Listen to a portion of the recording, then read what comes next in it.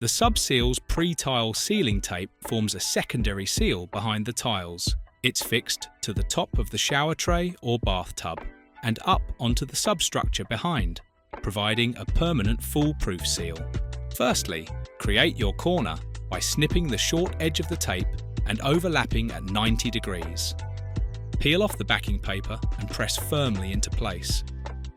Then prepare the seam tape by folding and creasing. Here's a tip: gradually peel back the larger section of the tape and apply to the wall first, ensuring you overlap the corner.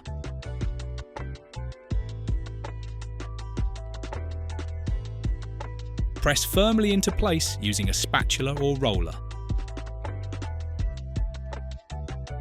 Your tiles can be applied and will cover the tape. A silicone seal can then be applied around the bath or shower tray as normal, giving you 2 layers of protection.